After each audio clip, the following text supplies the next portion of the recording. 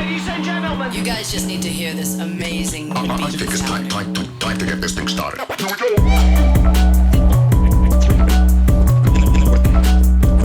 Back to the game, boys. That's right, you're listening to the Plugged In Podcast with Mr. Boo and the very lovable DJ Sha. That's right. Welcome back to another episode of the Plugged In Podcast with me, Mr. Boo, your friendly neighborhood hype man, and my co-host, DJ Sha. Reggae air horns non-stop. Thank you guys for taking time off to watch this episode wherever you are, and we hope you have enjoyed the content that we put out so far. Alternatively, you can always listen to the audio version of this episode on our Spotify. Yes. Before we introduce our guest for this episode, we would like to thank our partner, the Basement Studio, for providing us this space to record our shit. Thank you. Also the recording and technical expertise to make this episode happen. Yep. Like I always say, everything is possible at the Basement Studio. Yes. Also, shout out to Norman and Beyerdynamic for the mics we use right here, making sure we sound really good no matter where we are. Woohoo. Also, products from Zoom, Mackie, and other great brands. Do visit City Music for all your music-related gear. That's right, we'll put the link below for all our partners and our sponsors. Alright, Shai, who do we have today? We have...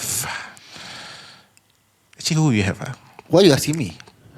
Why cannot We ask you? invited the guests together, right? So don't act as if you don't know us. No, but I want to act. I want like, hey, it's in front of a camera. I want to look good. I want to pretend. Maybe I can Fatty go. has dreams of becoming an actor. Surya. Surya. Hey, Surya, call. You need like a Chinese-looking fatty. Yeah, Who speaks Malay. He also like both of us can. Yeah. I mean, he's the smaller, the mini I'm the version. smaller version. Yeah, We can do before after things. Like, you got like, he last time fat and became skinny. You can do together. No lah, but Okay. Who do we have today we have this guy, guy. good-looking fella, I know. He's my swell like cool as a mother. Cool, right? Cool like gila babi. like vibey, right? This guy. Like cool lah. Like first time I meet him, I'm like, cannot stand beside him. All my pictures All got of us likes. look bad, Bro, I got one picture with him. Everybody liked because of him, bro. Yeah. Today we have the fabulous Marc. Give it up for Marc. Okay, Marc, reintroduce yourself and tell us what you do. Right. So I'm a copywriter. I am also a VJ. That's how I met you. Yay. Yeah. Yes. Being a copywriter, that's how I met you. Okay, you all know that I was corporate for a while, right? So Marc was my corporate friend. I was never corporate lah, so Marc is my non-corporate friend. So you see the link? Cool. Yes, and then so I write all sorts of stuff. I have a book out. Book of poetry. Yeah, I bought it last year. Yeah, it was dope, bro. Yeah. Thank you. Yeah, we'll put a link to Marc's book in Yeah. the description. Make sure you guys buy. Support our friends. Okay, Marc, carry on. What a plug. Okay. I plug. I plug. Just plug me. But okay, and at the same time also, I mean, being a copywriter, I work with brands. I help build brands. I help tell brand stories. So yeah, that's really a lot of what I do is in the creative industry, in the creative space. Oh, that's cool, bro. Yeah. Hey, can you like don't be so like super cool? Like I cannot know, bro. Like like the cool. Like, I tell brand stories. Yeah, like, cool. yeah, bro. Like first we already say you handsome, so okay, that one in the bag. Then you already look like that. Yeah. Then you sound like that. Then the things you do, bro, give us chance. Give us chance. Like, Give come us on, chance. I like I tell brand stories. Yeah, bro. I lose no. Everything I lose. Like- in the Marc voice, some more. Come on. What am I doing in my life? Yeah, mother us to study, don't want to study, right? See what happened? See? Now do podcast. Hey, technically I dropped out at Sec 3, so Not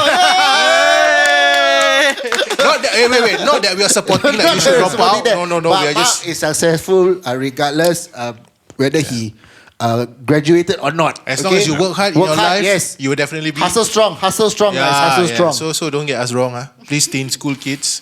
Okay, Marc. So you doing all these cool things and everything, like being a copywriter, being involved with like Jaguar, Land Rover, all this. Is there things like that a lot of people don't know about you, bro? Like, yeah. I mean, at this point, it's not say people don't know about me. I mean, there is a side to me that I show the world and that people know. Of course, there's always that private side. All of us have a private side, right? But I think there are certain things that some people may know, some people may not know, which is what we're here to talk about today, lah. Okay, so guys, basically, The reason why we invited Marc to join us on this episode is because if you have seen a video piece by Millennials of Singapore, right? Yeah, several years back. Yeah, several years back. Marc actually went up, and how you say, was courageous enough to talk about being bipolar. Yeah. Okay, guys. So this is the topic of our episode today, right? We're gonna talk to Marc about being bipolar. Yep.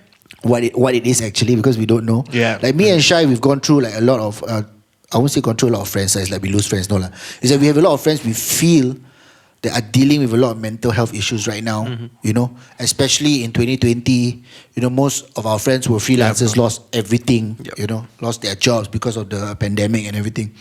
So, what we are trying to give back to the viewers is, what you can do, what you can expect. What is the? I won't call what Marc has a disease. No. No, it's not. Yeah, I don't think it's not a disease, guys. I think it's a very cool attribute. Like it's an attribute. It's a human attribute.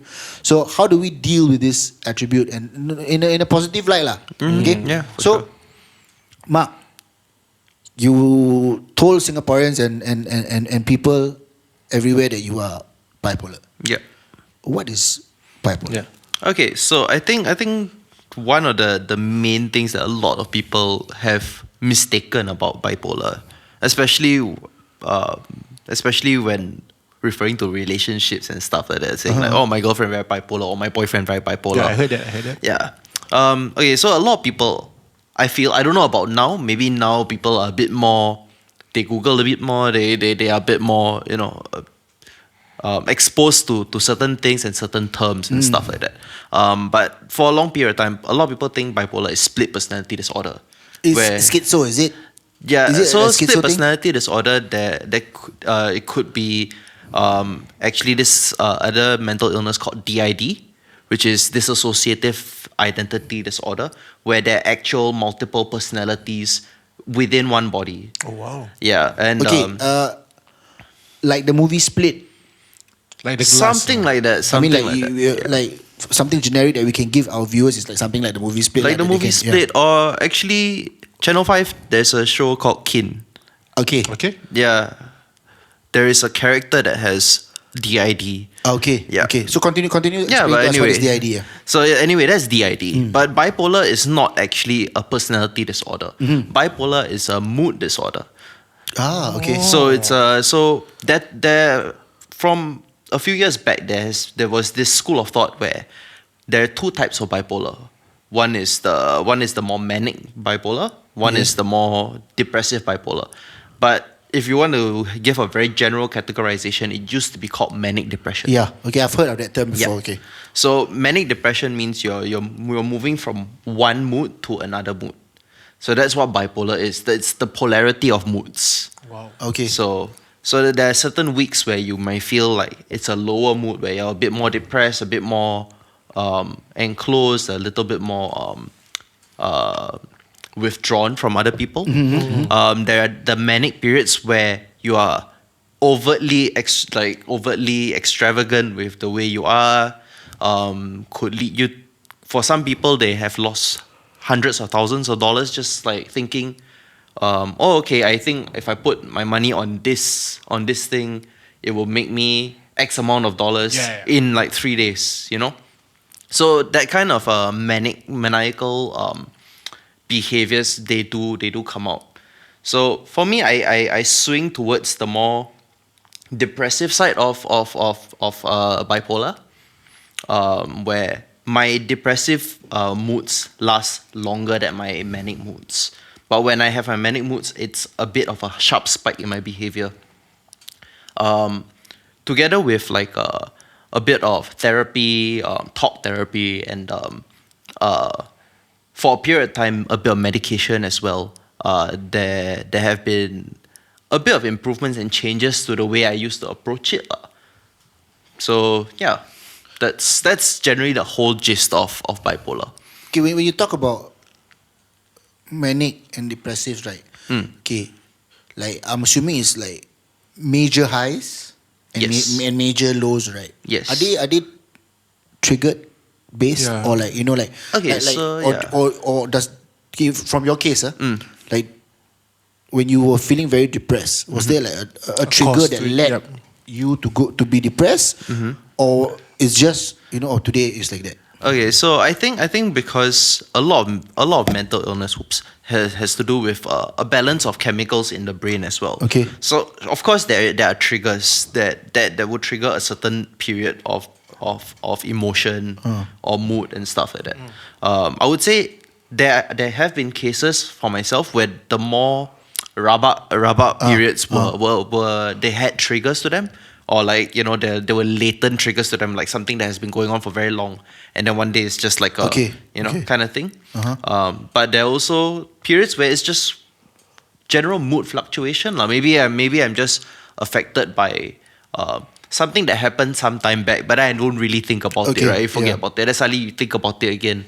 Like subconsciously, it's still at the back of your head. Sometimes you kind of like keep thinking like, oh, maybe I should have done this differently. Maybe I should have said this in a different way and stuff like that. So and then overthinking also will affect you being bipolar lah. Like if you're the type that is very like, correct me if I'm wrong. If you're a perfectionist, then you miss out one thing, then you overthink. Does that also affect you as a like? I don't think that sort of overthinking really affects me. I think that sounds a little bit more like a obsessive compulsive disorder. Yeah. So that's a very anxiety based mental illness. Okay, is being bipolar an anxiety based?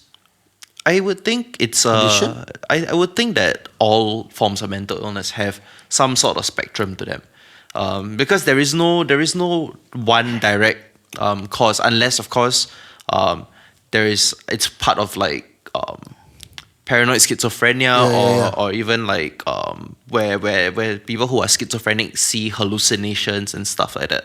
So yeah, those are really, really bad cases.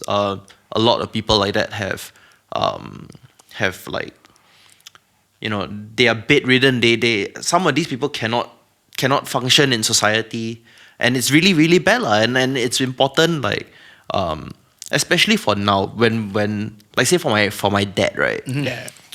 When he found out I had mental illness, he was a bit confused. Because he's like that boomer generation, the uncle generation, right?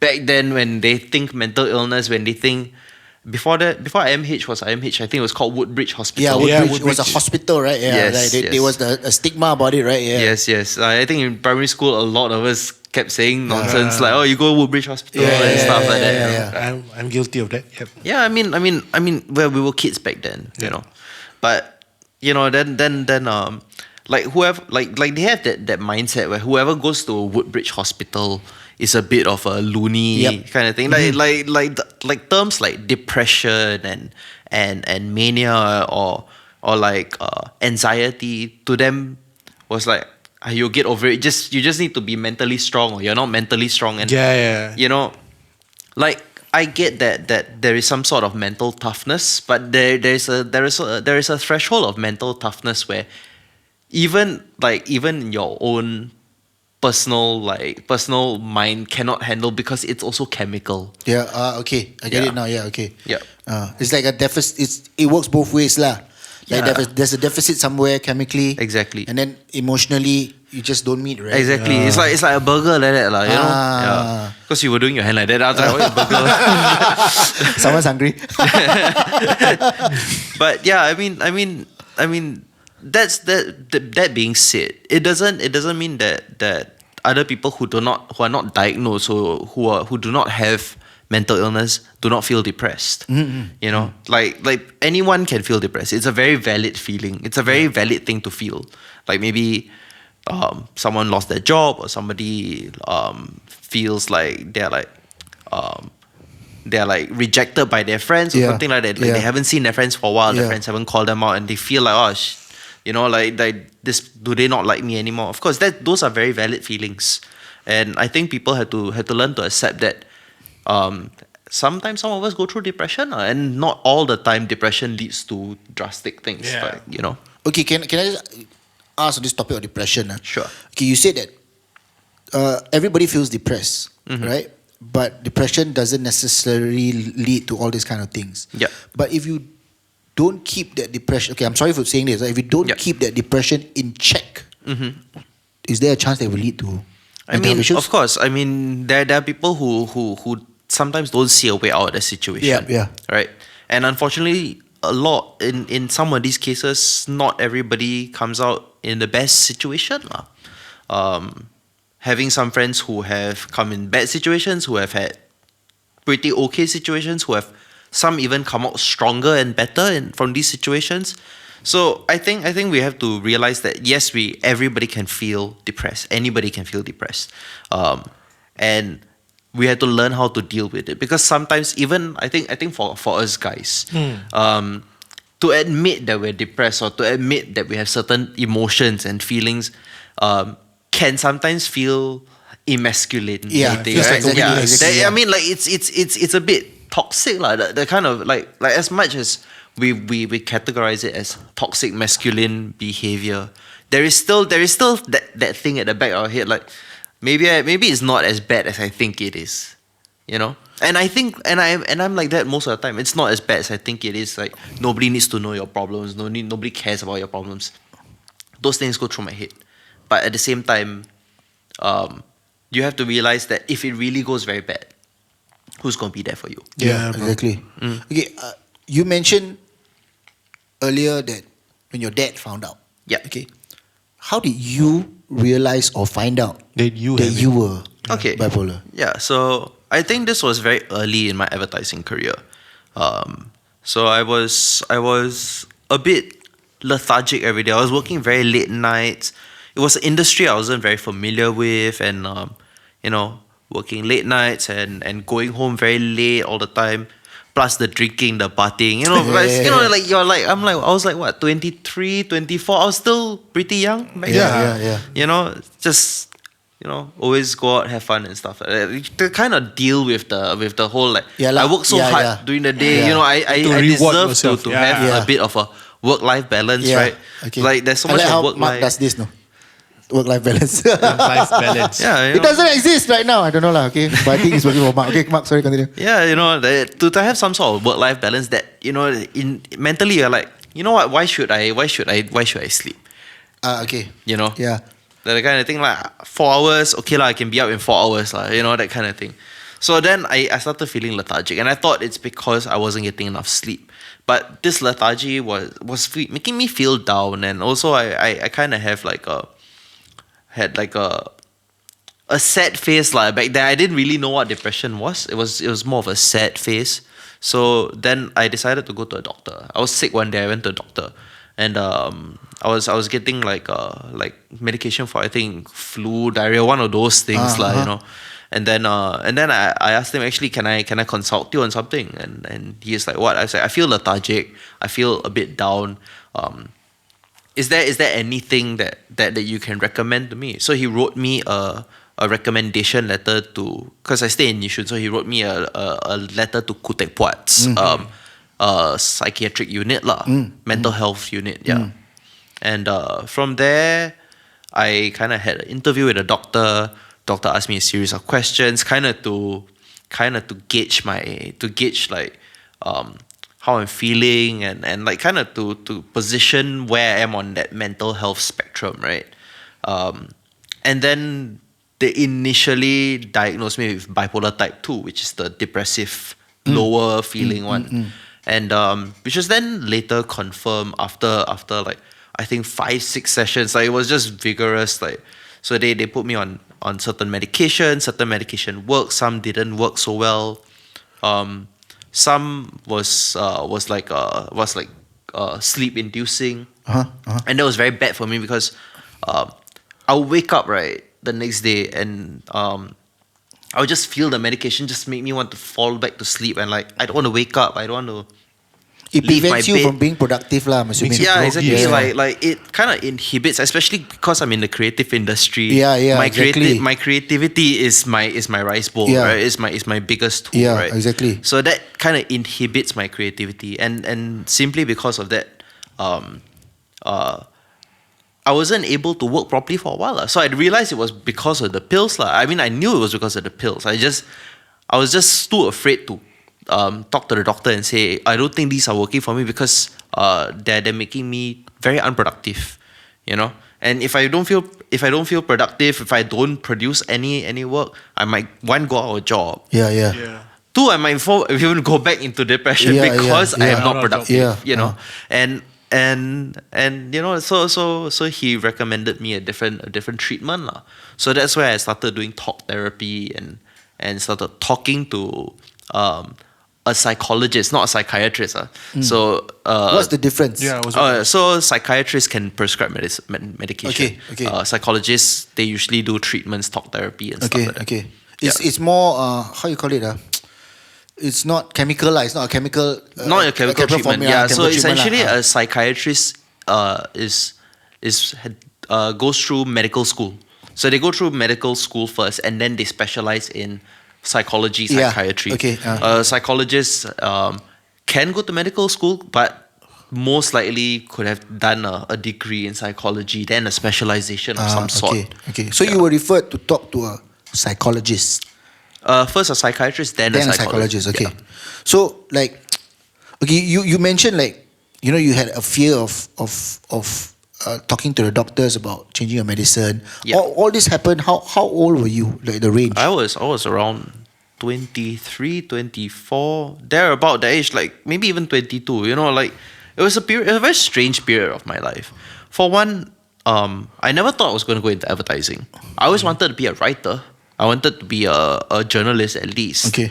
And I wanted to write music because I was brought up. My dad was a DJ. He brought me up in that music environment and stuff. And he left because there was a murder in his club, lah. Oh shit! Yeah. It was yeah, man. Yeah, but anyway, that was Papa Joe's back in the 90s. So I Holy shit! Yeah. Hey, like my aunties used to go to PJs again. Right, it was at next to Center Point, right? No, the other one was the one at Boat Quay. Oh, the old Papa Joe's. Yeah, when before Clarke Quay was The thing ever established, right? Was Boat you know, Quay. Boat Quay was the place to go, Boat right? Quay, okay. And I was there like 7 years old, don't know shit about the place. I'll fall asleep in the club next to the DJ booth. You got more experience than us, yeah. Yeah, bro. Yeah, and then eating Viking hot dog. Back then there was Viking hot dog. Yeah. Really, really good, like at night. But yeah, you know, I was born in a party lah, in a way, so to speak lah. But because my dad was a DJ, of course my upbringing was very centered around music, right? First album I learned to count beats to was Fugees. Oh, nice. Yeah, you know, the one with the three of them on the cover. Yeah. But then so what were we talking about? What was it? How old were you then? Oh yeah, during that period, during right? that period, So that was that very strange period where I was navigating myself in a new career. In a career I never actually studied for at that. Like you know, like most people I know who are copywriters had probably studied to become a designer or studied marketing or studied mass comm or something like that. They studied something like that. I studied philosophy, guys. No way. Yeah. Like Serious? in school? Or like after I dropped out, I did private. I did private. Shit. Yeah, and then I ended up studying philosophy in UK. Oh, nice. For like 1 semester. After that, I had to come back because like dad's cancer. I couldn't pay for the school. Okay, but okay. you know, that one's story for another time. Yeah, story for another time. I think like certain situations like that, like having a dad who was in the nightlife, then lost his job in the nightlife, not simply because of the murder at the club, but also because he was kind of like diagnosed with cancer, and then he had to kind of leave the industry because of the illness, right? And then some shit happened between my parents, and then like they split for a while. So all of those things like kind of like bottle up and like form my upbringing, right? So I the best way I always expressed myself was through writing. So I knew I wanted to be a writer.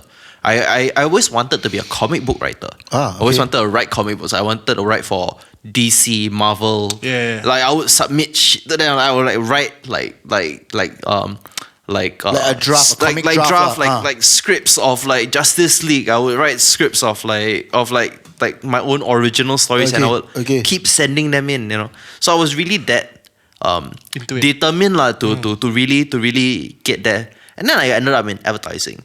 And I thought advertising was a strange industry for me to enter simply because I was a punk kid lah. Like I listened to hip hop and stuff like that, but I was a punk kid at heart. Like I listened to like actual crust punk music. I would hang out with like punks in City Hall, like metalheads and stuff like that. Yeah. You know, like that, like leather jackets with the studs and everything. And then so I thought like, wow, I'm being a sellout right now, right? You know, like Yeah, a crust punk. yeah, working exactly. Like advertising. total like, oh yeah, anarchy. Okay, anarchy. like okay, now I'm doing Need to pay the advertising. bills,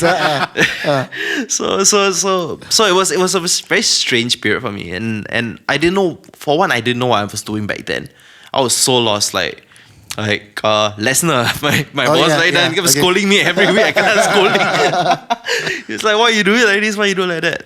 So I was still very fresh, very green. On top of that, I was kind of navigating life, you know, as a young 20-something year old, something in my early 20s, kind of navigating life, navigating finances, navigating like the working environment, the working world. Like that was all very new to me, right? Because most of my life I fucking lepak all the time. Yeah. So lepak, then suddenly now you're in this environment. So it was a bit overwhelming. You had to be an adult lah, basically. Yeah, lah, you had to right? adult. I had to be an adult. I had to grow up a little bit more. Yeah. You know, despite all the stuff that was going on in my life and stuff like that. And then yeah. So I think all of those kind of like piled on, right? Like burger again, another energy for burger. Second reference to burger. Yeah, that's it. I'm gonna have Mark's burger. hungry. Yeah. Mark's gonna have burger later. I'm gonna have burger later, bro. Okay, it's okay. Yeah, so then all of that piled on, and that kind of made the whole thing, right? And then when I first started talking to a psychiatrist, I began to learn and okay. Certain things that I've been doing, certain things that I've been thinking and stuff like that, they all like it all kind of like it's kind of connected in a way, right? Yeah. So then that was where I decided to express myself a bit more and like really like try to translate what I was feeling into writing. So that's where the whole book thing came out. I mean, the book didn't really turn out the way I wanted it to turn out. I mean, it was still okay, I guess. But it was an honest expression of how you felt. Yeah, it was yeah. really an honest expression. Yeah. At the period of time, I felt like that was as honest as I could be. Okay. And then I also had this like spoken word thing going on for a while, and then I had this series of spoken word shows called I Huat Poetry, because I look like Abeng, right? What poetry is it? Because like all the Abengs, I Huat poem, you go and Huat this poem. You know, especially when you play Million Tears, you go and help. See, Marc Kras, advertising, name drops Million Tears, bro. and he's a what guy? Hey, Marc, we already starting say don't be so cool lah, bro. Can you don't, bro? Just being relatable, He's you know. relatable. He appeals to Being everybody, relevant. all our viewers. Definitely, yeah. Okay, Yeah. so like, I met Marc working corporate. You met Marc in the clubbing scene. Yep. Okay. Honestly, Marc, I didn't know that you were going through it when Yes. we were working together. Yeah, Okay. yeah, that's So all. my question is, did you hide it from your friends or not? Like, do you actively hide it? Were you ashamed of having bipolar, or how did you deal with having this mental health issue in your social circle, in the real world, basically? Okay, so that's a really good question. Some people do hide it. For me, I thought I should just be honest with it, lah. Like just come out with it. I spoke to my then boss, Lesnar. I'm like, hey, so I learned that I kena this, So he was the first person you shared it with outside your family lah. more of like around like the work life and stuff like that lah.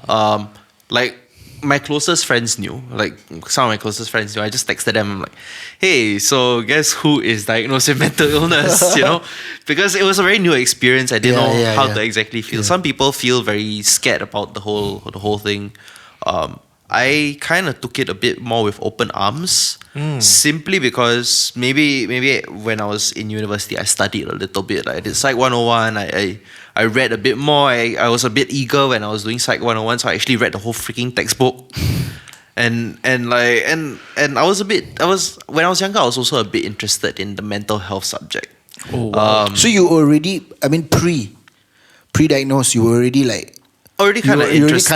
Interested in trying to find out what goes on here, lah, right? Yeah, basically. yeah, definitely. I think it was the whole like at that period of time. It was what I found as entertaining content. Right, was a lot of the serial killer stuff. Okay. So then, because I really liked Silence of the Lambs, and like it was a criminal forensic psychologist, and I was like, wow, that's a really cool job. Like, like you don't just use evidence to find a murderer. Yeah, you it's not use like CSI, right? It's like profiling, like using your brain. Yeah. Wow, what kind of like Sherlock Holmes nonsense is this? Like, so I thought that was pretty cool. Then I was like, oh, should I go and try join the police force or something like that?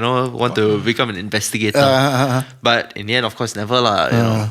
But the interest in that field kind of stayed on because it was, I think at that period of time, it was a very interesting subject. People aren't talking about mental health the way we used to talk about mental health. The way we used to talk about mental health, I think maybe this was like 13, 14 years ago, was that it was kind of glorified, right? Now when we talk about mental health, it's yes, if you think you have mental health problems or if you have mental health problems, do not be afraid to reach out. Yeah, it's more accepted now. Yeah, I think it's more of not just acceptance, it's more of a let's take this seriously. Back then it was more of a movie plot device. True. Okay. I like the analogy. Okay. Yeah. It was really a movie plot device. Like you look at all these like Hollywood films where you have like the serial killers and stuff like that, and then they use like mental health as their narrative. So I think people are moving out of that space right now. It used to be in the past crazy equals mental health, right? Yeah. Yes. Yeah. And that's not the case right now. Yep. So you were saying that you opened up to Lesnar. Yes, I opened up to Lesnar, and then I just straight out asked him like, because I know I was going to be working with this bunch of people, and I was very close to the people in this thing, like at that period of time. I still treat all of them. I still consider a lot of them very close to me. I mean, we don't really talk now, but I still consider them as one of the tightest bunch of people I've ever worked with, and such lah. And I thought it was only fair to them because they were working with me. They were with me almost every day. I spend late nights with them. I chiong with them. Kind of scolding by client with them. Like really like go through all the stuff shit, together. Yeah, All the you're shit. you're in the trenches together. Yeah, exactly. Yeah. Like they deserve to know. It was my responsibility as their co-worker. I felt like they should know. They deserve to know. Yeah, essentially lah. Yeah, if not, I'll keep saying they deserve to know. They need to know. Yeah. So when you told them, and how did they accept it? How did they how they react to it, man? I think because we were all very young back then, and I think as we were still the young kids back then, we were like early 20s, and we were like still the kind of the cool upcoming. We're very accepting of everything. We will learn how to understand, and stuff like that. So they took it kind of well. They took it better than I expected them to take it. And then that got me thinking about how maybe some other people would approach their work life in their situation. Exactly, yeah. Yeah. So I mean, of course, it's not easy thing to talk about. For me, I think it's easy to talk about because I have accepted it as part of my life. I have accepted it as part of my everyday. And what's the point of hiding it if maybe say one day maybe I get like a panic attack or or if I kena some nonsense and nobody can contact me, right? In that event lah, at least people are aware. Like someone close to me knows and stuff like that lah. Which I'm very thankful for. I'm really very thankful for all the people who have been very, very understanding of the situation, or they try to be as accepting of the situation, even though they're unaware of how to deal with it. I don't expect people to know how to deal with it, even because I'm still navigating my way through it. Right? It's been like a few years since I've been diagnosed. I don't really take medication anymore. I don't really go see the psychiatrist anymore. But what I do now is I still kind of try to keep myself in check a little bit. You know. Yeah, why don't you share with us what do you do now to keep you in check? So what I do mostly is like week to week I kind of like gauge how I'm feeling lah. And then I kind of have like a book of sorts where I keep a record of the things that I'm working on, things that I'm doing, like say work wise, personal life wise, like what, not really journaling my life, but kind of like comparing like when I feel jialat, what is happening during that period, or what happened before that period. Okay. In a way, a journal lah. So In a way, just documenting like journaling lah, but not a full on like today Dear I went diary, to dear diary, blah blah blah. Yeah, You know, it's more of an intimate reflection of what's happening lah, right? I'm assuming. yeah, just It's like an between you and the overview book lah. Yeah. Just an overview, and at least I kind of get an idea, right? And then when I'm feeling a bit low, I'm like, okay. So that's something that I have to deal with. Like say maybe I was overwhelmed with work at one period of time, and then I couldn't like mentally deal with it after a while. And then yes, okay, the work is done, and then I still feel like shit after that. Why? Then I go and I take a look back and really consider, okay, so this is something I need to address right now. You know, if I leave it be, I'm going to allow this situation to happen over and over again, right? So I think about how I can work my way better around the situation. How I can deal with the situation in a better manner. And of course, like find ways to de-stress lah. Were these avenues created by yourself, or it was advised upon by your psychiatrist or psychologist, or like you create all So this the diary momentum? thing, the up and down thing, like this week I feel today I feel a bit up mood, down mood and stuff. I just draw a little arrow up and down, right? Kind of like Reddit upvote, downvote. So that was suggested by the psychologist, the therapy thing. The decision to keep a record of my day to day was more of a personal thing, like because I wanted to measure and see and try and cross reference if there is a there is a correlation between the events that happen to the way I'm feeling. Yeah. Okay. So that was more of a personal project kind of thing, like and I think that's helped me a lot lah. But I think what's really helped me the most is being able to find time to de-stress. I feel like people don't get to de-stress a lot. Define distress.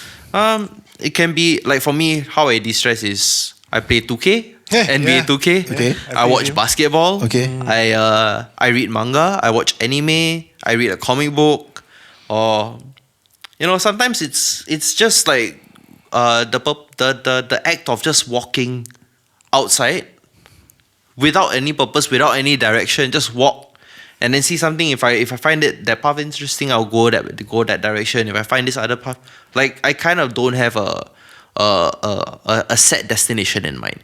I just walk for like 4 or 5 hours and Is it equal to switching off, basically? Yeah, I think it's switching okay, off. I won't say, switching off the brain is very generic lah. It's like, a getaway. like a getaway. Kind whereby- of like a getaway, especially in like a period like this where where we can't travel Yeah, and bro. stuff like that. And I think a lot of us haven't seen the outside world the world outside of ours in a very long time. Yeah, okay. And I think but the walking thing started as a kid. I always like walking. It started because I always don't have bus money to go home. Oh, Yeah. So I always spend my money buying nonsense, like buy wrestling card lah, buy Magic the So Gathering. you put yourself in the situation I lah. put myself in the situation. no, you have money to go home, bro. It's just Yeah. that your choice you made then was Yeah. to buy wrestling. Yeah lah. But good. It's a good choice, bro. I'm not Now saying is your it's bad. distressing point, right? It's Yeah, as in like now it's become a method of de-stressing lah. Like Fairfield was in Dover Road, right? I would walk through Buona Vista, Holland Village, and then Holland Road, and then back How to Fairfield old Road. were you, bro? Yeah, how old were you? How Was were this? you? I think I was like primary 3, primary 4. Hey, bro. I primary 3 want to walk downstairs. My mom asked me to bring the He milk doesn't down. walk, bro. He rolls. No, I want to climb upstairs. Someone says, never mind, got lift, take the lift. Okay, so you spoke about distressing and all the avenues you took. Yeah. Yeah. Okay, Ma, I got to give it to you. I mean, you were brave enough to go up to the doctor and say, yo, I'm feeling this way. Yeah, bro. And I need you to help me. You also fucking brave to go up to Lesnar and go like, yo, bro, this is what I'm diagnosed with. I want to tell the team, I want to still continue working. Yeah, props to him lah. Yeah, why do you think, shout out to Lesnar, props to Lesnar. Why do you think people in Singapore we don't say it so far like don't have the bravery as you, bro? What you think is holding these people back from actually voicing out and saying like, hey, I think I need to see someone. I think I'm having a problem. You know, I mean, like I've had friends who have been through what you've been through, who also have other cases of like mental health issues lah. Yeah. But they are not brave enough to go like, I don't want to talk lah. I don't want to go to the doctor and tell. Do you think it's like a Asian thing, like a paise thing? I think that's one. And especially it's also that, that like I said, like my dad was brought up in an environment where if you have mental illness, it means that you are full-blown crazy, right? Yeah. So I think there are multiple reasons why a lot of people are a bit more withdrawn when it comes to subjects like this, or a bit more maybe malu lah, paise lah. It's like admitting defeat of some sort. Nobody want to admit defeat. But do you think this comes from an Asian culture or it's a human thing? Because I feel what I'm asking is like, I agree with you. The previous generation, right, is like, oh, you're not crazy lah. This is something just in your head. It's just a phase you're going through. It's just a phase, exactly, yes. So is it because we as Asians have been, or we as Singaporeans lah, I won't say Asian or Singaporeans have been conditioned that way? Possibly. The paper world lah, must study lah, must have tuition lah. All these things, right? Do you think it's the reason why like men and women in Singapore who have or are dealing with mental issues are afraid to tell people, afraid to step out and go like, okay, I need help? Yeah, I think that's also a very big contributing factor to why a lot of people in Singapore are so stressed. Exactly. Like even our primary school kids are stressed. Yeah, exactly. So do you think this is like from your perspective lah? Do you think this is a bad habit to cultivate in our society? I would think of course it's a bad habit to cultivate, because if you have mental illness, it means that you're sick. If you're sick, you should go to a doctor. Exactly. Yes, you can try to self-diagnose, or you can try to self-prescribe certain things. But at the end of the day, you have to realize that it is your own health. You keep yourself healthy for your family and for the people you care, right? And that's still very important. I think people need to realize more that mental health is health. Exactly. Wow, it's perfect. called mental health. Yeah, exactly. it's there. The word health is there. Yeah, exactly. okay. Yeah, but there is always that disconnect of like, because it's not physical, I cannot see it, I cannot physically feel it. Does it really exist, right? It's that stigma. The sentence I hate the most is, it's all in your head lah, bro. Yeah. It's that shit. Okay, you mentioned also like 13, 14 years ago compared to now is a bit different. Yeah. Right? It's a bit better now. Yeah. In Singapore especially, do you think, what was the cause of this shift? Was it because, I'm just going to put it out there, okay? Yeah. Is it because there were a lot of deaths due to mental health that like kind of made the government wake up like, I think we need to address this a bit properly lah, because there was a lot of suicides or maybe whatever, there are a lot of like maybe mental health issues that led to murders or abuses or whatever. You think that is what's happening or have been happening in the past 13 years? That's why people are talking about it now? I think the problem has always been there. Like there will always be someone who unfortunately ends their life or tragically ends their life. Yeah. There will always be someone who allows their mental health to go to a point of, say, corrosion lah, in the manner of speaking lah, that they lash it out on other people, and or like that leads to horrible abuse of other people. There are cases where people are like where they just allow it to go on and they have no idea, and it affects their life in a really bad way. Bipolar, for one, is very dangerous for people who have habits that can cause addictions. So, like for me, having bipolar, it's very dangerous for me to even go gambling. It's very scary for me to go gambling. Okay. Yeah. Why? Okay. Why is it? being bipolar, there is a problem with the addiction thing. Why? I think your it's point of view lah. if I'm not wrong, there is a certain inhibitor that there's a certain chemical in your head that helps you to control the way you spend or the way you and stuff like that. And I think bipolar kind of blocks that inhibitor. Okay. If I'm not wrong, as in, I think that there is a better scientific explanation for it lah. But your layman's explanation is I understand it makes better lah. Exactly. I Sec 3 dropout, bro. But I still understand, bro.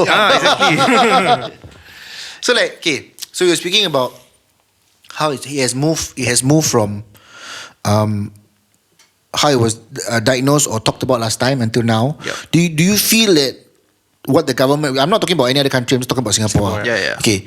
Do you think the government is doing well in trying to approach the problem or give solutions to the problem right now? From where you are lah. From my point of Yeah. view, I haven't seen a big national movement about mental health awareness. I see a lot of corporations, a lot of brands doing it. Yep. I see a lot of people advocating for mental health. One thing people have to realize is also that it's still very hard for a lot of people to broach the subject, right? Also, I think people are a bit more vocal these days because of the power of social media. Social media today is not the same as social media. Yeah, 8 years ago. Exactly, yeah. 8 years ago, we're still pressing poke each other on Facebook. You know? Poke your mouth. It's the only way to get a girl's attention. Then, Last time I can send sheep. Is it send a sheep or send a cow? Is it last time? Cow? I don't know, bro. I owe lah. So I don't know. It's a Friendster thing. No. Okay. Back to the topic. Send a cow. I shall not embarrass myself. Sorry guys. Okay, so you said that a lot of people, social media is not the same as it was before, and it's through the power of social media that you think we are doing a better job. Yeah, I think it's also the power of social media to Creates more awareness, right? the awareness because of the internet and stuff like Yeah. that, and people are a bit more serious about things now. I'm very proud of Gen Z kids, I must say. A lot of them are standing up for things that they believe is right, and that is right as well lah. Okay, do you think it's an honest stand or is it a trend? Yeah, that's also a very. I mean, it's like being a punk kid. I used to stand up for things I have no Exactly. idea about, Yeah, right? Like last time, Pita used to have these videos of how things were at certain farms, how they slaughter the animals, and it's so very cruel. And I have friends who didn't want to eat meat for a while after that, who stopped eating meat entirely. And I thought it was, because I was into black metal, I didn't really care. I was a bit of an asshole as well. So I thought oh, that's pretty cool. As in fucked up for the animals lah, messed up for the animals lah. But I at the same time I was like, oh shit, like the people who actually the cool part of it wasn't the murdering of the slaughtering of the animals. The cool part was being part of a movement lah, I'm assuming. That or part of and- a thought process or an ideology lah, right? That and also being the guy who the brave dude who was the brave journalist who went in to document these things.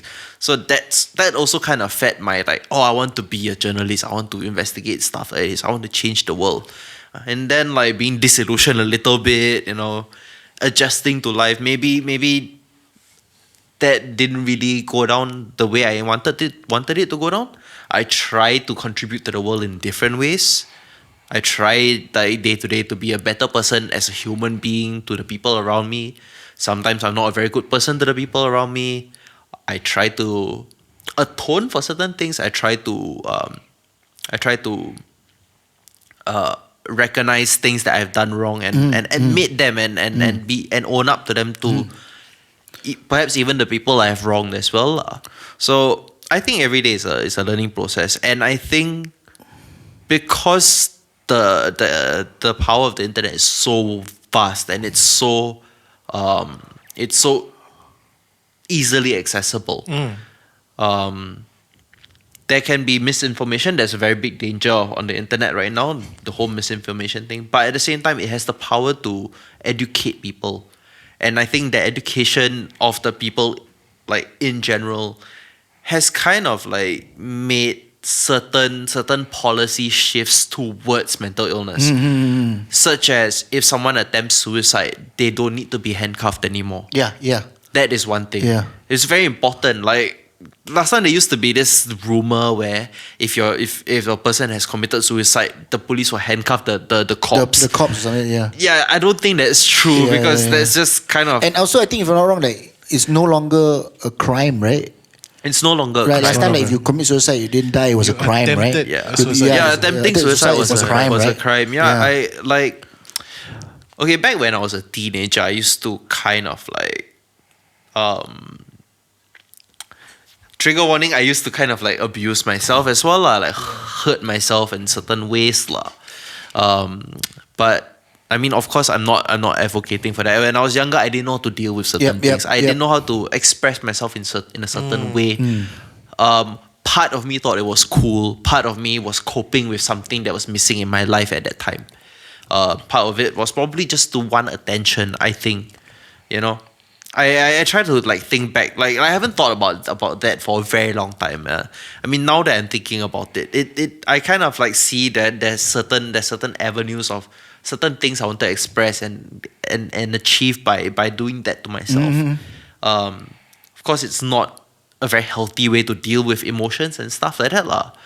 It's not a healthy way at all, lah. It's actually not lah. It's not a healthy way at all, lah. But okay, so there was this one time something happened and the police had to like round up a couple of guys, a couple of my friends and myself, and then they saw my arm, lah.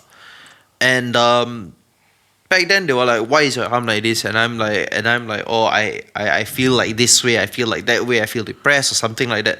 And then he's like, "Can go lock up. I'll arrest you now, Then I'm like, "Huh, for what?" Attempted suicide. But I'm like, oh. It was very scary. He scared me with attempted suicide. Something that was not related to why they because I thought that was not cool at all, lah. I mean, of course, I don't remember who this officer was. For the fact that he quoted you means, like, say, like, it was a crime, lah, right? Yeah, exactly. It's sad, innit? Yeah. Like, they don't. I mean, like that was like one of those times I realized, like, where a person of authority, like say someone in uniform, like the police officer, was like the movies where they are like, oh, they threaten you in a certain way. That was kind of scary, lah. And of course, if that happened today, of course, that would never fly, lah. Yeah, Like exactly. back then, I was like 15, 16 years old. Yeah. Like, first time did some stupid shit, getting rounded up by the police, having to go into the police station and stuff like that. But at the same time, like being at that age, not knowing what was going to happen and stuff like that, then suddenly the police say something like this to you. You don't know whether he's being serious. You don't know what's going to happen, and then like you are just left like being scared, lah. And like that is very bad because one, you're perpetuating why people don't want to talk about it. Exactly. Yeah. Why people don't want to express it. Because it's a crime, you see now. Yeah, exactly. So if I You talk turn about it it, into at a least crime do it, I'll be in trouble. Yeah, okay. Exactly. You like at the point where it's criminalized, right, to be a certain way or feel a certain way. It's very crippling, lah. And I'm very glad that they took a small step in the whole like mental health journey and like getting people to be more aware about mental health issues by repealing that law. At the same time, there are also people who take advantage of mental health issues and claim like and make certain claims, like certain people who they murder someone out of anger, jealousy or some sort, and then they claim they try to plead mental illness.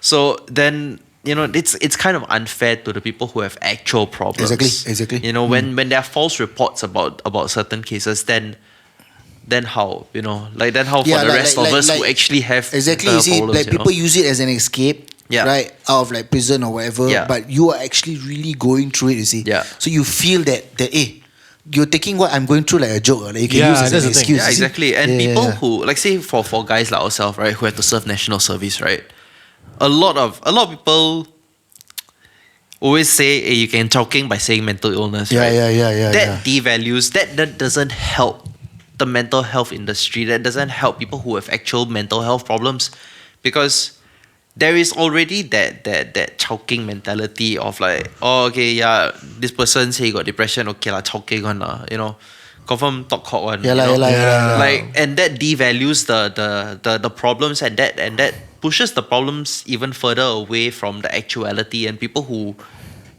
need actual help do not get the kind of help that they need, especially when they're 18. You know, when you're 18, yes, you are. On paper, you're an adult, but mentally, you're not an adult You're yet. not what? You're not an adult until you're like 25. Like, you still don't know what you're doing in life. Until you actually went out to the working world and shit. Yeah, experience Then those kind of thing, exactly. yeah, Until you experience it yourself. Yeah. Like it's very hard. Like I think adulthood is in a way a frame of mind, a state of mind. Yeah, right? it's not your And it's age. subjective, like, it doesn't have to come at age 25. Yeah, it can come it at age doesn't. 35 also, right? Yeah, exactly. Like, okay, you were saying, just now you mentioned, like, in the past, people said it's Woodbridge Hospital. Now it's IMH. Yeah. Were you ever, do you ever visit doctors, or were you there, like, during your bipolar journey or whatever? So a few years ago, after I left this thing, I started this durian company with a friend. I know. The company, yeah. story, Yeah, I know. And the durians he sold, like, dope, you know. Hey, yeah, you told me he sold Yeah, durian. I told you. I thought it was like, a passing comment. You really sold durian? He really had, he had a durian company, bro. Yeah. Wow. So so it was my mom's. So a lot of people thought I got scammed. So I think I want to like. Okay, this is your platform to clarify. my platform to clarify. Yeah. Okay, you heard it first, here, Okay, go Marc. So what happened was the dude was my mom's ex-colleague's husband. Okay. Mom's ex-colleague is from Thailand. Okay. Her husband is this Australian dude. Aye. He's from Greece lah. Like, he's Greek, but then like, family moved to Australia way before he was born. Okay. He grew up, became a lawyer, and then decided to move to Thailand.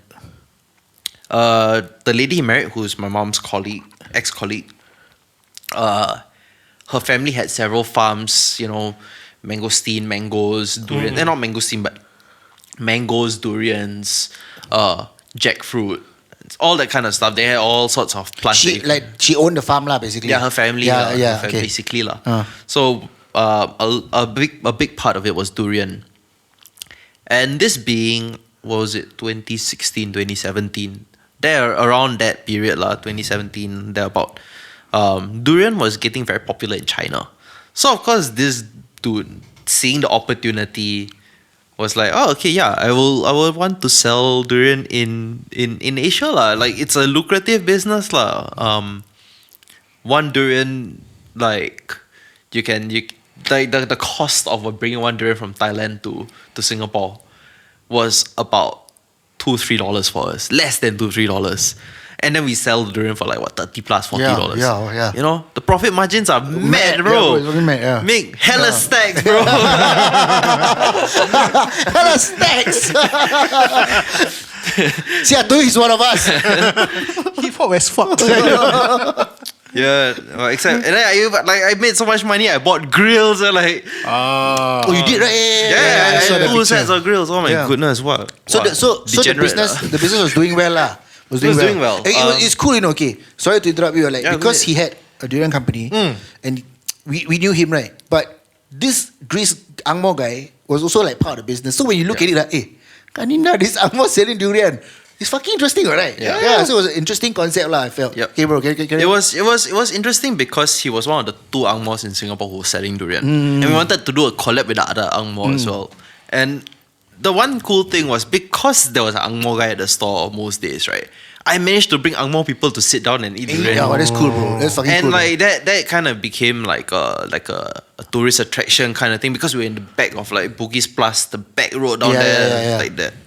So that was like a bit obscure, but that location was great because China tourists would come out of the bus at that very location. Yeah. And then when they come out, we'll give them Samples lah and stuff. Yeah. samples, or maybe sometimes like cut, like, on the way back they will come back and try and stuff like that, right?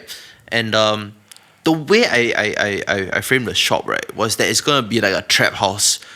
Whole day, right, I was playing trap music in that shop. Like, I was playing Higher Brothers in the evening when the China visitors were there. Marketing genius. Right. We don't sell drugs out the back. He's fucking durians. Yeah, this is my trap house. He's like, yo, can I get a kilo of what, bro? The yellow stuff, man. You know? Like, people push. I got you for 2 keys. Yeah, on here, I like- got you for 2 keys. People push bricks, he push tons, bro. Okay. Carry on. So it was a trap mentality. Yeah, it was- storefront. Okay, carry on. it was that kind of like, I really wanted to kind of like have that cool, very youthful vibe about the place, and because of that, I had a lot of younger people who came. The reason why I wanted younger Singaporeans to come to the store was because there is a stigma about Thai durians being of a lower quality. Oh, really? Okay. Yeah. Okay. Oh, is it? Yeah. When you tell older Singaporeans like, the durian from Thailand, they think it's not nice. Okay, If it's okay. not Mao Shan Wang or the red prawn or D24, they think it's not nice. Okay.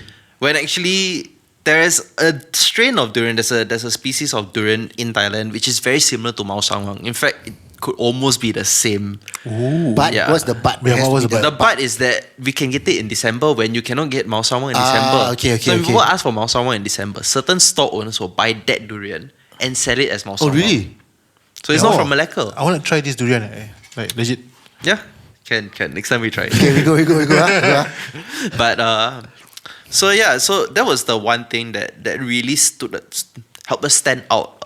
And a lot of durian owners in Singapore were a bit like, what the fuck at us lah? Like, Yeah. wow, who is this kid blasting hip hop music? How come the store design so nice?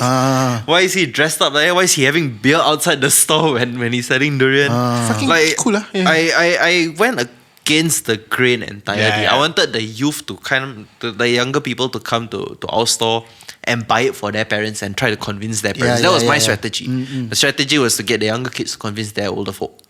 And then it worked lah. Like for 2-3 months, right, we were making really good money. The problem with it was how it failed was so to be frank, I never put any money into this business. The reason why he had approached me was because I was in advertising and marketing. He wanted someone to do advertising and marketing. You needed okay, your skills okay. lah, basically. Yeah, he just wanted someone to do the advertising and marketing. I was like, yeah, sure. And then I did this whole plan. He flew me to Bangkok one day, and then like I presented this whole plan to him. Like, you know, we're gonna do it like this. We're gonna be cool. We're gonna be young. We're gonna be youthful. We're gonna be like hip hop. We're gonna be like heavy metal and like, you know, all kinds of cool stuff lah. Yeah.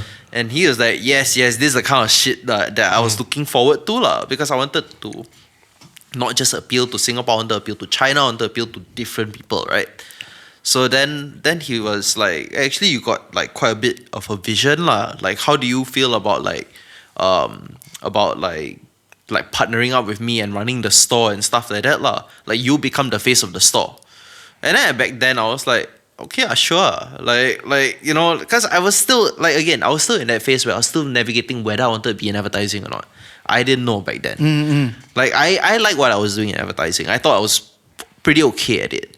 But having like by then already having won like a few awards here and there, I thought I thought I peaked already lah, you know. But obviously I haven't even peaked yet. Like that was barely the tip of the iceberg of what I could achieve in my career or what I want to achieve in my career. Yeah.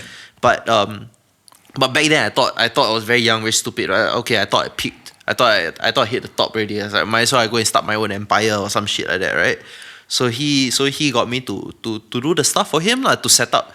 And bro, I made it all hip hop and cool, and like it was party all the time, Hired Brothers blasting, all this kind of stuff, right? But the back end of it, right, was that I spent a lot of nights with like my best friend, with a lot of my close friends who came down to help me, right? I spent nights, right, pouring acid mixed with water, right, to scrub the grouting on the floor. You know those like maroon brick with the dark dirty grouting? Yeah. My unit, right, in the whole row, right, my unit was the only one with the grouting is white color. Oh. You took effort to clean it. I lah, took effort to basically. clean it. Yeah. I took effort to really like make the place look very presentable. Okay. And I really had this vision to like, if the durian dropped on the floor, I had the mentality, if the durian can drop on the floor and I can pick up and eat, I can pick up and eat, no problem. So I really wanted to have that real good ethic behind the work. Like, yes, we all party and like have fun, but at the same time, you know, like it's like the way we were approaching life, right? Like, yes, what we do in nightlife industries, have fun, party, you know, drink here and there. Maybe not you lah, but you know, some of us drink here and there lah. But at the same time, behind all that partying, there's still there's still the hustle, there is still the hard work, there's still the grind. Yeah. You know, like there is always still that grind in there. Like all of us put that kind of grind in there. So I wanted to bring that kind of same attitude in. So the problem with how it failed was because we had to set up 3 companies. One in Thailand to export the durian from the farms. 2, the second one was in Malaysia to import the durian and export it to Singapore. And of course in Singapore will be the retail. The problem with it was the one in Malaysia, to export the durians into Singapore, we already had the truck, the lorry. The problem with it is we didn't have a Malaysian driver. If you have a Malaysian car, we bought this Malaysian lorry lah. If you have a Malaysian car, you need a Malaysian driver to drive into Singapore. Not the other way around, you know. Okay. So that was always the problem, being able to find a driver. I always told Your the partner, dude lah, the white guy lah, like, you know, we got to get a driver lah. We got to get someone we can rely on. And then like there were instances where the shipment was backlogged. And I was always panicking. I'm like, can you send the durian soon? Like, for one, we're running out over here. Yeah. I got nothing to... As a storefront, you need to keep it rolling. to have Right? I need to have it stocked up. Yeah. Like, you have no idea how much rotten durian I throw away every night. Like, I have my heart damn pain to throw away full on durians. Yeah. Like, sometimes I'll give like durians to the old people in the estate, like that area, the Bugis area. Yeah. I make friends with the uncles and aunties around there, right? I will go to their house, I give them durian, I go and pack inside the box and everything. And then because I felt like, wow, this one very, very waste lah. I don't want to throw lah. Like, so at least make their day a little bit, give them durian, they're happy. So I do that a lot. I try to do that as much as possible. At the same time, I try to reduce the waste of the durian husk. So I called up this company that does decomposition, organic decomposition by using beetles. But then that never really happened lah. So anyway, so it was backlogged and like there was no one to send the durian, and then when we finally found a driver, right? Sometimes they will look at the amount of durian and it's actually a lot of durian. Like it's nearly like 400 or 500 kilos, 600 kilos of durian. Okay. And then they look at it like, hi, you want me to carry this? I only one person. Like you want me to drive this? Like driving to the spot is one thing. Then you have to still unload, right? Yeah, everything. Yeah. So he has to hire 2 more people to come and help him. He has to like, you know, make sure that we're there. So he asked for maybe 100-200 ringgit more. I mean, in the grand scheme of things, for us Singaporeans, 100-200 ringgit is pocket change. Yeah, you know, it's pocket change. Exactly. Yeah. You know, so I'm approaching it as a person who lives in Singapore. I'm like, this pocket change. Let's give him like 300 ringgit. Just give him like an extra 100 Sing dollars lah. Like, you know, that's no big deal. But he took it in such a way. The white guy took it in such a way. Chris lah. He took it in such a way where he was like, no. They're asking for more money because I'm white. I'm like, nobody cares that you're white, bro. You want me to be honest? Nobody gives a damn that you're white. Like you think that like it's a very unique thing being white in Asia already? No, it's not really. Like he thinks so lah. Like he still thought so lah. And because of that, the business started losing a lot of money. And then one day he just disappeared. So like he disappeared, he ghosted you? Or? He ghosted me, bro. Okay. Oh, that's bad, man. Okay. Yeah, he ghosted me, and then like I was like, oh, so we're not opening the store. There's no durian. Okay lah. So I get calls. The last time I got a call was up to like I think sometime last year. Somebody called me, asked me for durian. I'm like, bro, I started selling durian 3 years ago already, bro.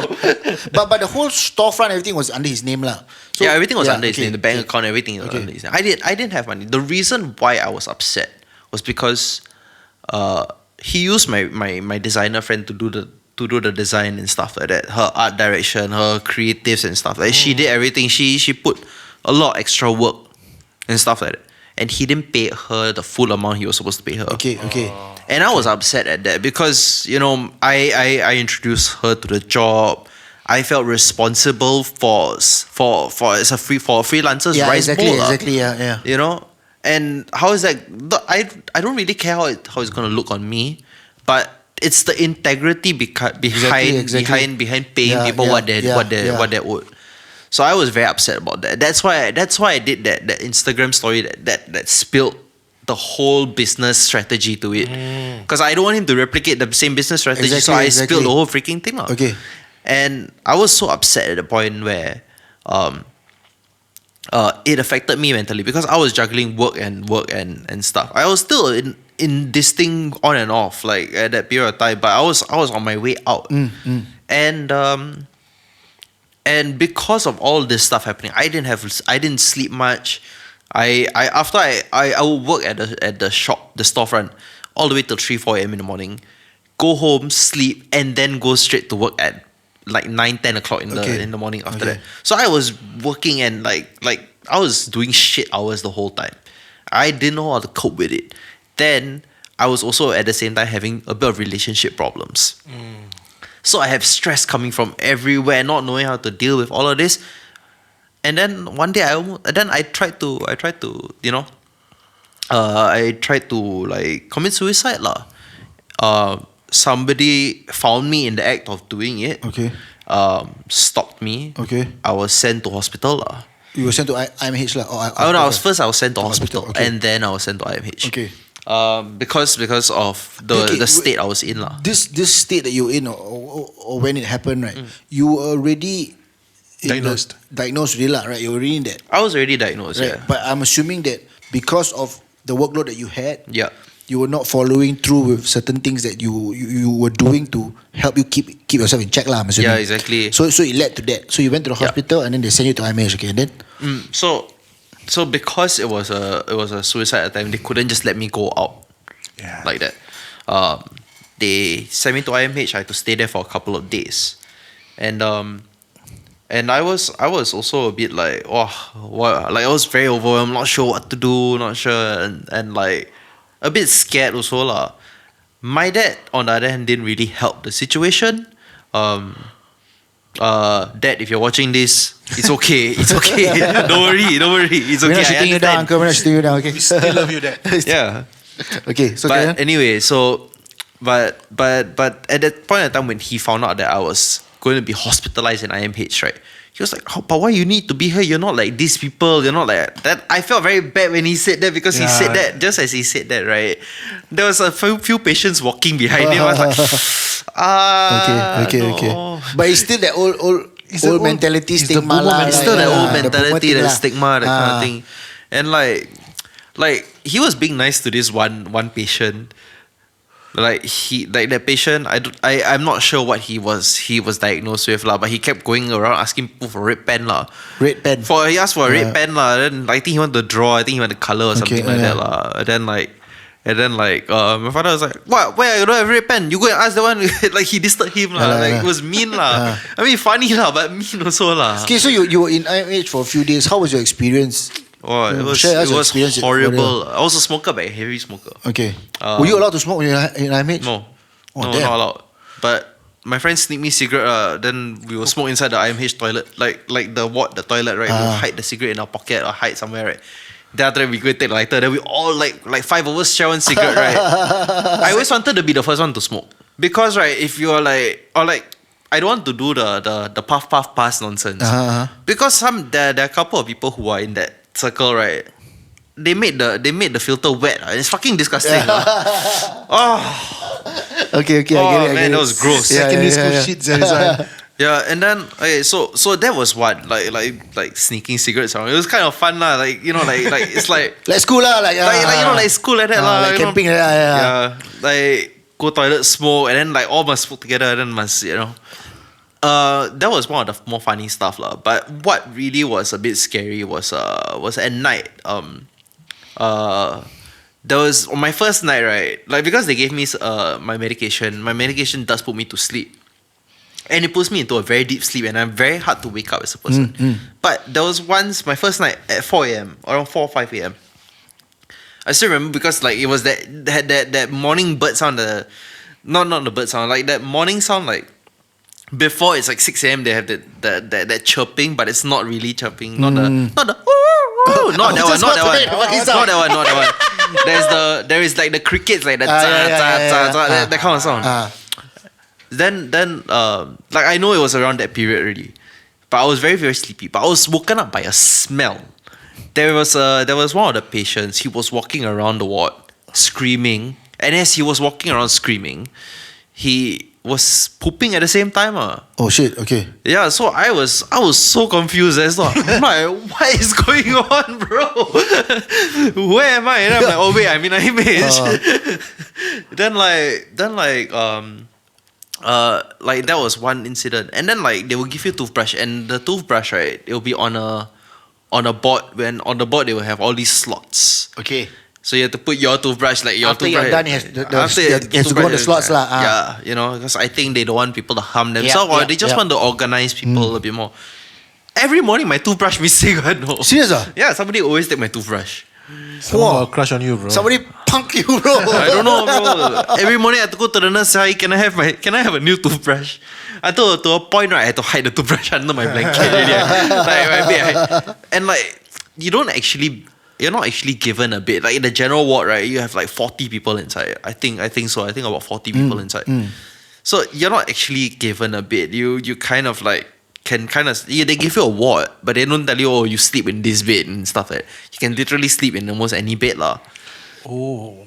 Yeah, so like it was a very strange period of my life. Like it was very disorganized. It was very because I think it was also a bit hard for them to just assign a bit to people's persons. Yeah. Because some people may not be in the condition to remember certain things. You know. So that's very understandable. But I did meet a couple of interesting people inside. There's a guy who has been there since the 60s. He's been in there since the 60s. Wow. And he knows what day of the week it is. He knows the date. He's aware of certain things like that, but he is not aware of like other things that happen around him in the world. Like he's like fixated on something that he's doing with his hands, but then that's all he ever does all day. Okay. Like there's the TV room lah. Okay. And I remember at that period of time, right, I had tooth problems also. So I had like a sore tooth or Toothache, wisdom tooth shit lah. And then because I was in so much pain, right, I had to eat porridge. So my first day, right, they give me the rice, right. They said, oh, actually I asked for porridge. Then they say, oh, okay, they take the thing, right, they pour water inside. Oh my god, really? Oh, yeah. Oh, shit. Oh, it was... Hey, I mean, step up Jialat. Sial like that. Like, That's something I see in the movies. Yeah, exactly. It's like, okay, whatever. Then I told my mom, my dad, like, can you like bring food for me when you're free? They'll come in, can you bring food for me lah? Then they'll bring me food lah. Like my best friend brought me biryani. My best friend Ganesh brought me biryani.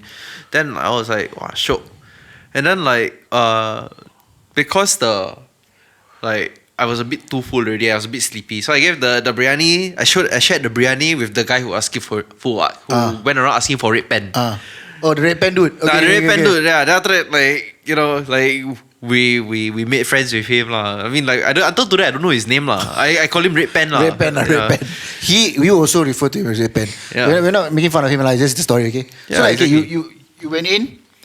You went to treatment. Yep. You discharged. How were you after then? Yeah. I need to talk about how I got discharged. I was very happy when I got discharged because I finally got to smoke a cigarette by myself without a wet filter. Without sneaking around also, right? Sneaking around also. freedom, like the first thing I did, right, was get a cigarette and pop it out and just like, wow.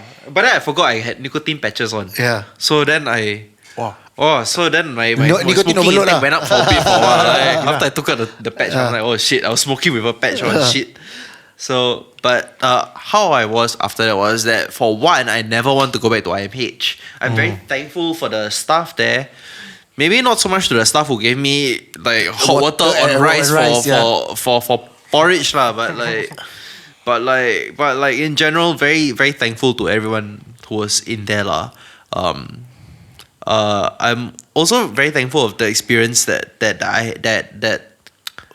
of the doctor being able to talk and listen to me. I felt I was heard. I felt I was that my concerns were validated. Sorry, not valid. Like, of course they were valid, but they were validated by a medical professional. I mean, not promoting IMH or anything lah. Like, you know, this me just being genuine. And of course, it's not a place I want to go back to because it's scary. You cannot use your phone. You're not allowed to use your phone. You're not allowed to. You're detached from the world, basically. You are totally detached from the world. It's like prison. It's really like prison. It's a very scary place. Very. I mean, like, there's certain wards that are not like that. Don't get me wrong. Like, but there are. But Your experience was like my experience was because I was in the general ward. Like, I was in the general population. So I didn't have certain benefits other patients had. other patients had lah. So, but despite all of that, it was a very eye-opening experience. It was a very grounding experience, very humbling experience. And yeah, for that I'm quite thankful lah. Then after I came out, obviously I knew I didn't want to go back there, right? So what I did was I kind of like I started that whole the diary thing lah. Started keeping myself a bit more in check. I started being more. So this IMH thing led to the personal diary thing lah. Okay. Yeah, so that led to that, and that kind of like helped me to kind of like be more observant of my what do you call it, of my behavior, of my mood and stuff like that. I tried, but sometimes I think I'm being a bit too conscious. Like, sometimes I overthink certain things. Like, was I being a bit too loud here? Was I being a bit too boisterous back then? Or was I being a bit too how do you say, a bit too like selfish with my time? Because sometimes I tend to talk over people. Okay. Or sometimes I tend to like dismiss people when they're speaking, and I'm very guilty of that. I don't realize that I do it. Yeah, so I try to let other people, like, I try to listen more. Like because of that, I try to adapt, listen more. I try to like wait until like even though I'm like instinctively I want to like I try to like, you know, maintain a little bit and then like see if they let them finish their sentence first and then I talk. Because I realize sometimes I, like, in relationship wise, that's how I get into trouble as well. You always jump the gun lah. Never listen. Okay. Then, you know, and then you say something that you don't mean to say, and then you know, a small disagreement could lead to a huge argument for no reason, right? Okay, we're gonna wrap up this episode. Okay, Marc. All right. What advice would you give to people who are going through the same thing as you, or also experiencing, like, maybe they feel like they're having mental health issues lah? You know, like what would you recommend these people to do? You know, I heard there's like some numbers you can call, or, you know, like maybe they can do like what you did lah, like, okay, go to the doctor and don't be afraid. So what's your advice? You know, for me, I would say any help would be important, right? Any help is good help. You must first want to be helped first. You must first realize that you need to take that first step. I mean, not to sound harsh or mean, but nobody's going to owe it to you simply because you have mental illness lah. Exactly. You have to kind of work harder to make people kind of like not realize that you have it in a way, but at the same time you cannot dismiss it as part of yourself. I mean, it's a scary thing to navigate. It's a very strange subject to talk about openly, but I hope people learn that mental health has to be normalized, should be normalized, and that if we want it to be normal, we have to start talking about it more openly. We have to start, maybe people who are not so well versed in the world of mental health, maybe they should listen more and stop assuming and start assuming less. And of course, I mean, I'm not very familiar with all the numbers or the organizations to call, but As in, it's also very hard for me to say that if you're feeling depressed and if you feel down and stuff like that, talk to a friend and reach out, because I know taking the first step to even reach out to a friend is very, very hard.